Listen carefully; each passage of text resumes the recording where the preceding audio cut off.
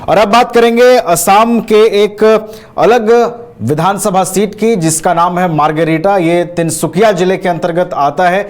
यहां पर भी बीजेपी का स्ट्रांग होल्ड है और वर्तमान में यहां बीजेपी के विधायक हैं, यानी कि बीजेपी ने यहां से पिछली बार बाजी जीती थी। लेकिन इंटरेस्टिंग ये है कि इस बार भी यहां पर मुकाबला दिलचस्प है और जेएमएम की एंट्री ने मुकाबले को और दिलचस्प बनाया है। हमारे साथ वरिष्ठ सहयोगी राकेश रंजन जी हैं, उनका रुख करेंगे।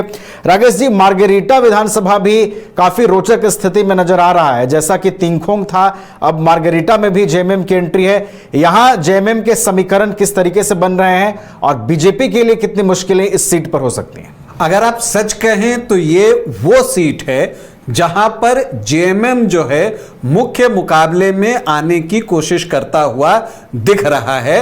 वजह बहुत साफ है कि यहां से कांग्रेस के प्रत्याशी नहीं हैं, बल्कि उनके सहयोगी राइजोर दल के प्रत्याशी हैं। ऐसे में और अगर टी कम्युनिटी के वोट जेएमएम को जो है वो थोक में मिल जाते हैं तो जेएमएम प्रत्याशी जरनैल मिंज यहां पर मुख्य मुकाबले में आ सकते हैं। उनका सामना भास्कर शर्मा से है और राइजोर दल से जो है स्टूडेंट यूनियन से राजनीति में आए राहुल छेत्री को राइजोर दल ने अपना प्रत्याशी बनाया है।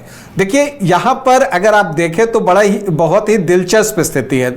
चुनाव से ठीक पहले असम में एक जो दल बदल जो होता है, वहां पर एक चीज देखने को मिली कि मार्गेरिटा से ही प्रद्युत बारदोलोई जो हैं, जो कि यहां से 4 बार विधानसभा का चुनाव जीत चुके हैं और फिलहाल वो जो हैं नगांव से कांग्रेस के एमपी थे, सांसद थे।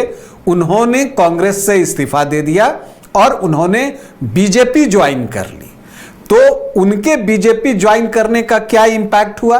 दरअसल कांग्रेस ने मार्गेरिटा से जो प्रद्युत बारदोलोई हैं, उनके बेटे प्रतीक बारदोलोई के उम्मीदवारी की घोषणा कर दी थी।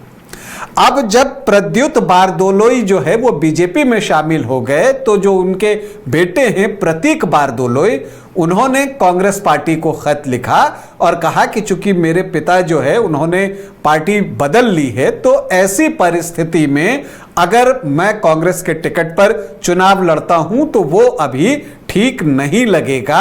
हालांकि उन्होंने ये बातें कही कि वो कांग्रेस पार्टी में बने रहेंगे, पार्टी के लिए काम करेंगे, पार्टी जो भी जिम्मेदारी उन्हें देगी वो करेंगे।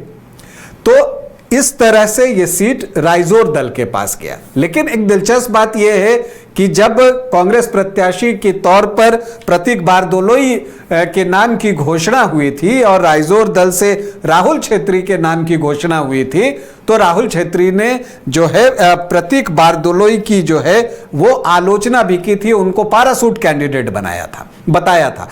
तो अब ऐसे में गठबंधन किस तरह से जमीन पर काम कर रहा है, यह भी एक दिलचस्प बात है देखने के लिए। लेकिन जो दिलचस्पी है वो जेएमएम कैंडिडेट जरनैल मिंज को लेकर है। जरनैल मिंज जो हैं वो जो आशा है, स्टूडेंट यूनियन है, आपको all Adivasi student association of Assam, उसके जो तिनसुकिया जिला है उसके वो जनरल सेक्रेटरी हैं। और आपको बता दूं कि असम में जो चुनाव हो रहा है वहां पर जेएमएम, जय भारत पार्टी मतलब जेबीपी और आशा, ये तीनों मिलकर ही चुनाव जो है वो लड़ रहे हैं। और जरनैल मिंज जो है वो यहां पर तीर धनुष के निशान पर जेएमएम के कैंडिडेट इस तरह से बने हैं।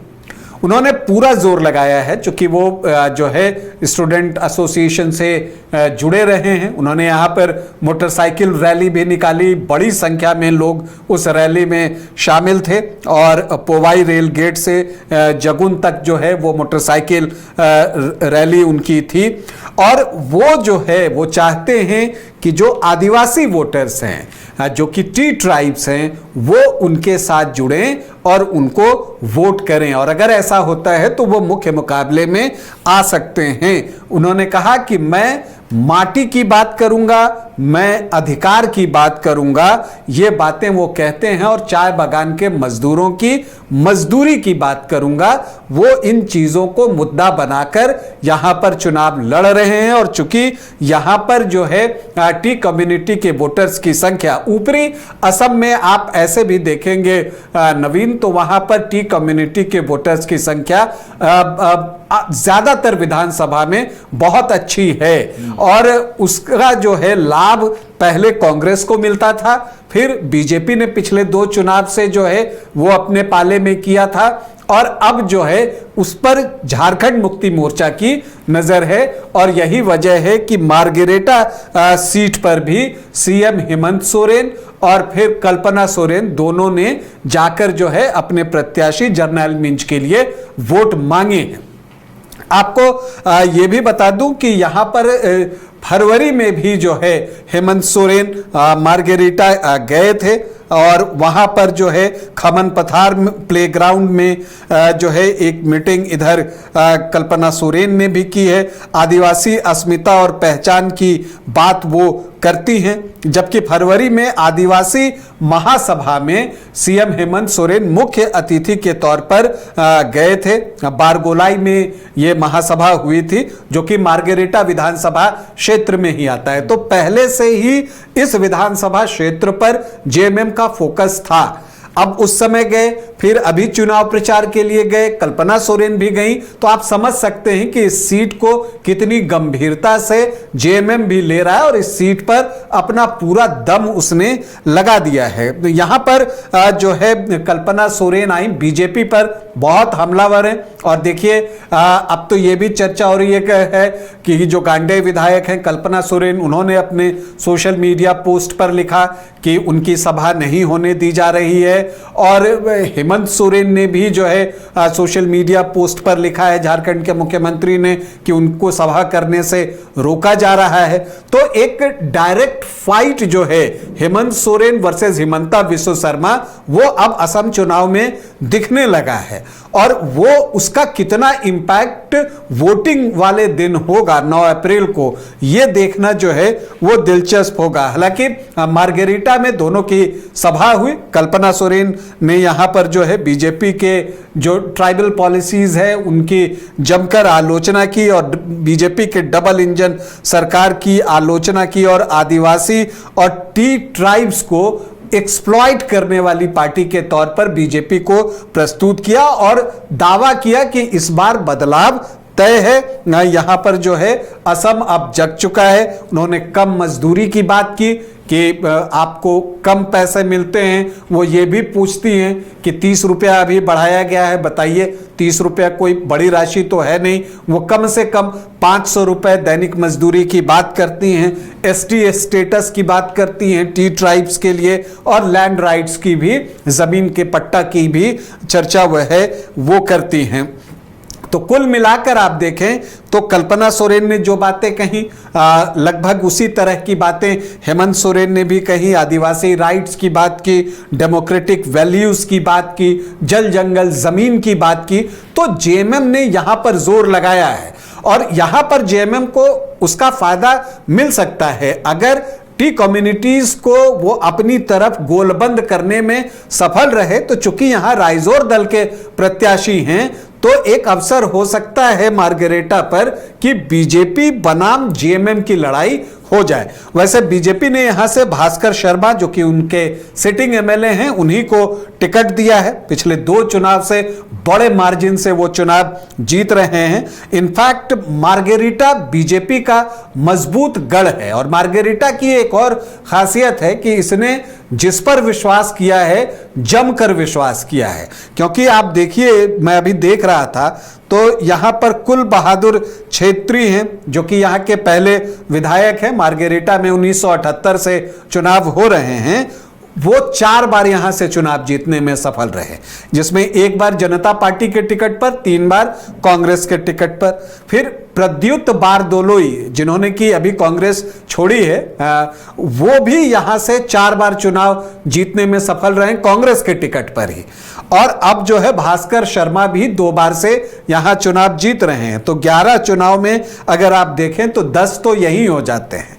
तो और एक बार जो है तरुण गोगोई 1996 में लड़े थे, गौरव गोगोई के पिता जो कि असम के मुख्यमंत्री भी रहे, वो यहां से एक बार चुनाव लड़े थे, तो वो भी 1996 में जीते थे। तो कहने का मतलब ये कि इसने जिस पर विश्वास किया है, जमकर विश्वास किया है और उनको प्रॉपर टाइम दिया है, तो क्या भास्कर शर्मा को एक और अवसर मिलेगा, ये एक बड़ा सवाल है। लेकिन जेएमएम यहां पर जो है उसने अपने आप को यहां पर झोंक दिया है और उनके प्रत्याशी भी जो है पूरे दम के साथ यहां पर चुनाव प्रचार कर रहे हैं। प्रत्याशी भी वोकल हैं, अपनी बातों को मजबूती से रखते हैं। तो जो देखिए, जो एक बैकअप चाहिए, जो स्टार प्रचारक की बात है, सीएम हेमंत सोरेन और कल्पना सोरेन, वो गई उनके लिए वोट मांगने के लिए, ये जोड़ी वहां पहुंची थी वोट मांगने के लिए। और फिर जो है प्रत्याशी भी यहां पर स्ट्रांग हैं, तो जेएमएम एक अवसर यहां तलाश सकता है। लेकिन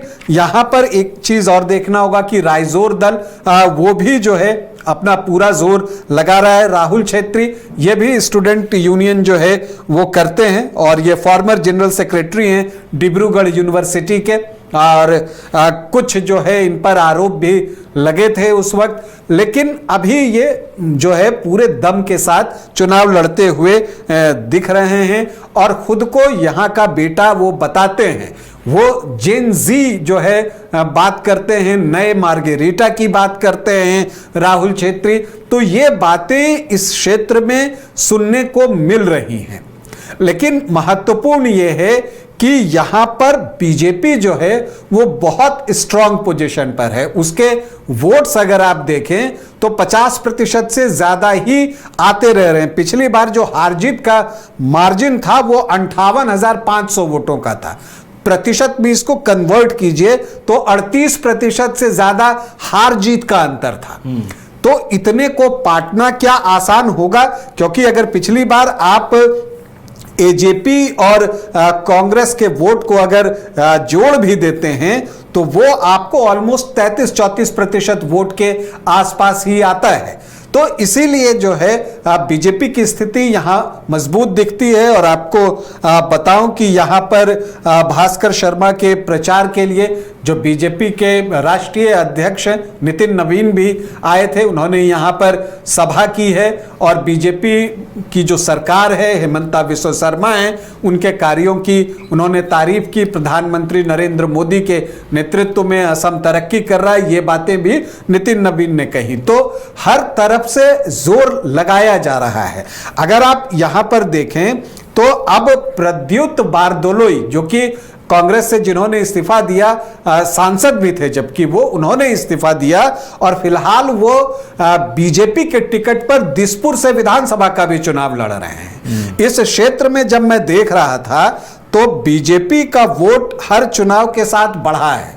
2011 में 37%, 2016 में 55.84% और 2021 में 56.52%। और इस बार के लोकसभा चुनाव में जो है 59% वोट बीजेपी को मार्गेरिटा में मिले हैं। दूसरी तरफ अगर आप कांग्रेस के वोट देखें तो 2011 में 52%, तो 2016 में घटकर 39% और फिर 2021 में घटकर 18.5% के आसपास।